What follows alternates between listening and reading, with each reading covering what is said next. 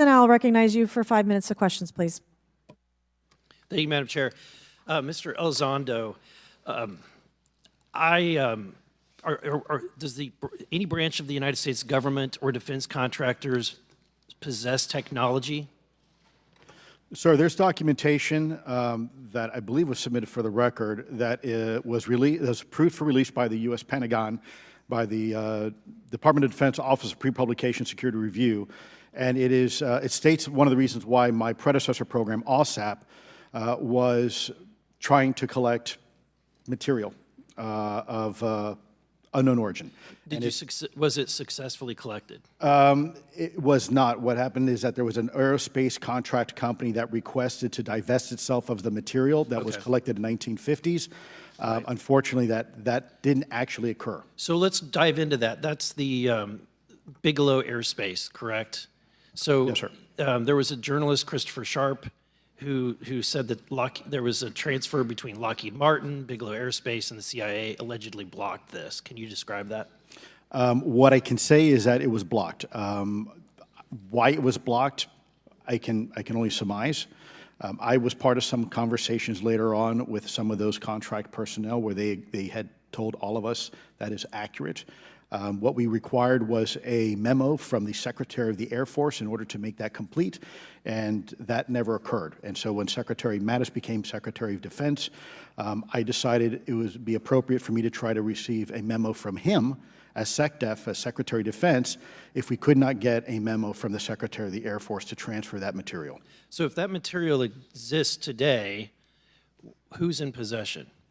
Sir, I wouldn't be able to have that conversation in an open hearing. We'd probably have to have that. Okay, my question to you then is, if we were in a secure setting, if we were in a SCIF, would you be able to provide or get access to something, whether it's visuals or material that we could put our hands on, or biologics, that would convince me, that would show me that we have non-human origins? Sir, that decision would not be mine.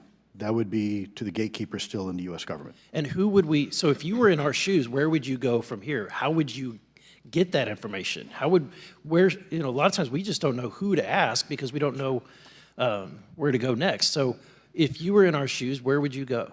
Well, I prefer to answer that question in a closed session. However, we established AARO for that very purpose, and unfortunately, under its previous leadership, it failed. So one would hope that they would have the authorities necessary to do that. Let's hope that this new iteration of leadership will be successful. In the discussions, it's simply about material, or is there discussion about it was previously testified that there was biologics that were collected. Are you aware of any of that? I am, sir, aware of the reporting that biologics have been recovered. Again, my focus was more nuts and bolts, looking at the physical aspects of these phenomena, how they interacted around military equities and nuclear equities. So I'm certainly not a medical expert. I would not be able to probably provide you a whole lot of value in that simply because I don't have the expertise. But was anything described as that we have possession of bodies? Yes, yes. Is it multiple types of creatures, or? Sir, I couldn't answer that. I can tell you anecdotally that it was discussed quite a bit when I was at the Pentagon. The problem is the supposed collection of these biological samples occurred before my time, in fact, before I was even born. And was this part of the Lockheed Martin discussion, or was this the biologics is a completely separate? Separate yet related. Okay. Has anyone made contact? Sir, I'm sorry, could you specify? Has there been any, to your knowledge, any communication with a non-human life form?